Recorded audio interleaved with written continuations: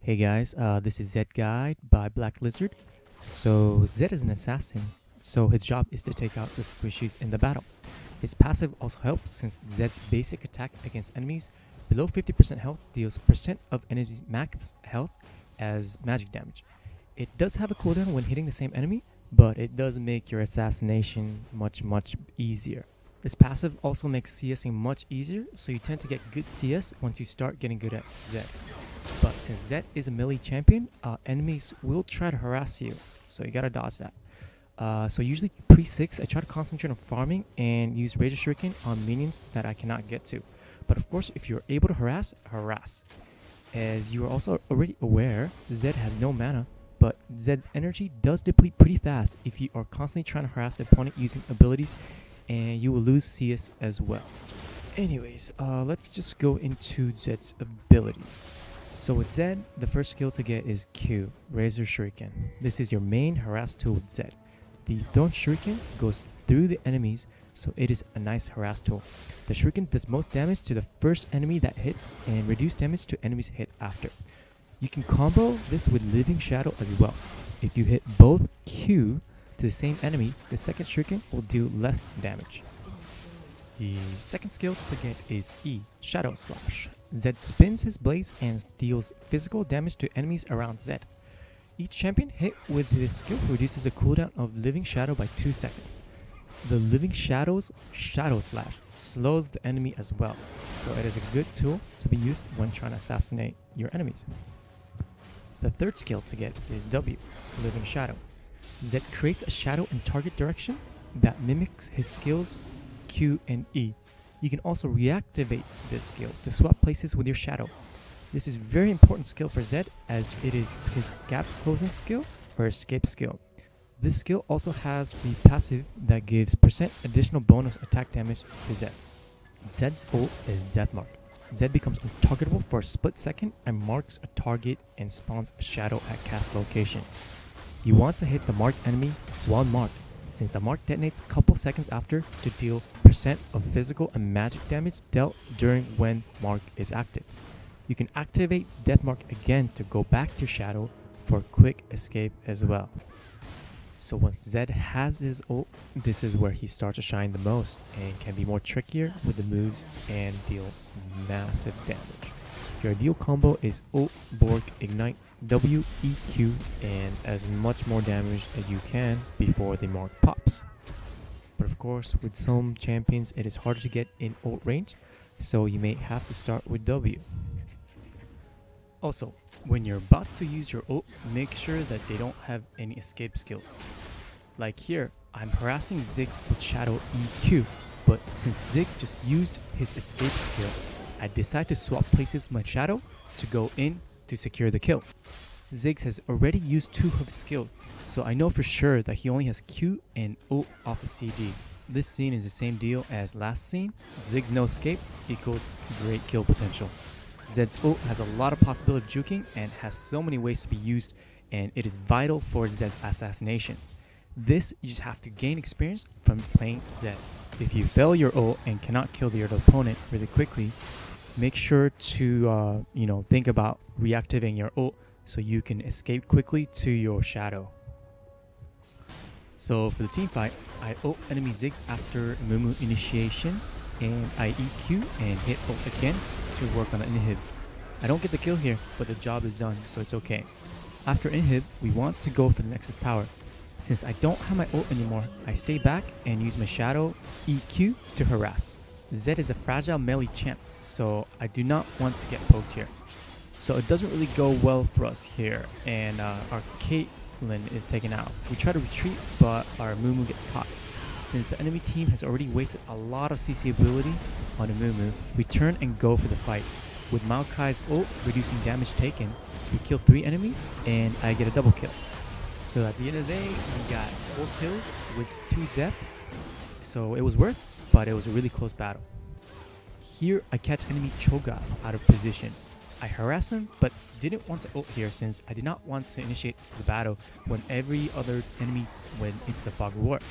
But I go right in where my team is ready to initiate.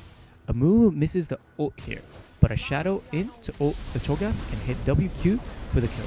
but he still has Guardian Angel for second life. I ignore the reviving Cho and go for Uryu with Maokai. Uryu dies, but I'm low health, so now I'm going to get out of the battle. I walk right in front of Cho that revived, but he can't really do anything because he's dying to our Caitlyn. Now we are pushing for top tower. I split to push mid tower to add more pressure to the mid since we have the inhibitor. Enemy Cho'Gath comes to defend against me, but I do nice damage to him now since I do have nice armor penetration with Last Whisper. I wanted to finish him off without the ult, but since the enemy team comes to help him, I ult Cho and finish him off. Now I am attacking the mid inhibitor that came up. We also have a great advantage now since it is a 4v5. We are now pushing hard on the top tower. I get caught by enemy Thresh and get some annoying CCs, but I am able to get out with Shadow and Q the enemy to help the team kill Udyr and Thresh. With this tower dive, we are able to kill most of the enemy team, so we are able to get the enemy tower and inhibitor. Now, some of the enemies are back from the dead. Cho and Ziggs is focusing our Caitlyn, but I go on to Ziggs with ult, E, ignite, and Q before the pop for the kill. Now Cho wants to kill me, but I activate ult again to get out safely, and then Shadow E for the kill. Finally, after a long battle, everyone on the team is dead, and we are able to finish the game. Now let's go into room pages, masteries, item orders, and skill orders.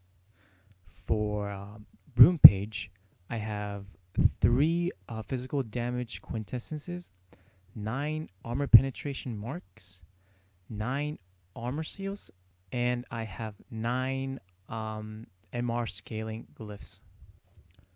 For masteries, I have a 21-9-0 setup.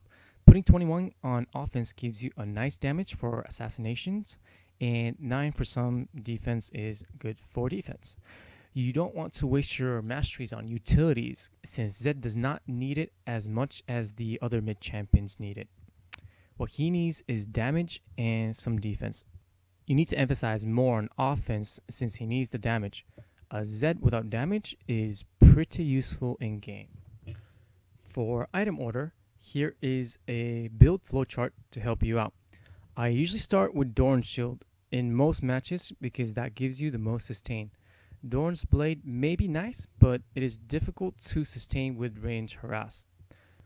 So as Zed, you want to rush Bilgewater, Cutlass, and Brutalizer. I usually get Bilgewater, Cutlass first, but if you're dominating a lane and just need more damage, getting Brutalizer is probably better. Now get Boots and finish the Blade of Rune King or Hex Drinker if you're having trouble against AP bursters. For Boots upgrade, I usually go with Mobility unless there are hard CC on the other team. But Mobility Boots does give you the nice speed boost to roam and chase or escape. After that, upgrade your Brutalizer to Yomu's Blade or Black Cleaver. My preference is Yomu's Blade due to the nice active. From here, you build according to what the enemies have, but I usually get Last Whisper for the increased damage due to armor penetration. And example full build is shown below as well. For skill order, I go Q first. For second skill, I usually go for E, but you can also go for W as well. Once you get 1 point to E, Q, and W, for the rest of skill order, you generally go Ult, Q, E, W. For typical assassination combo, I use Ult, Bork, Ignite, W, E, Q, or when the enemy is long range, I use W to gap close, then Ult, Bork, Ignite, E, and Q. So like I said before, Zed has great potential for juking and high level skill plays due to his W and ult. Just make sure that you do not get confused where you are. This happens more than you think when you start playing Zed. Also in teamfights, it is very important for you not to get CC'd since Zed is a fragile champion. They will delete you towards the late game if you are CC'd. If enemy team has a lot of CC, wait for the CC to be blown to your tanks and then go all in. Sneaking up is a nice way to go with Zed. Well, that about wraps up this guide. Thank you guys for listening to this Zed guide.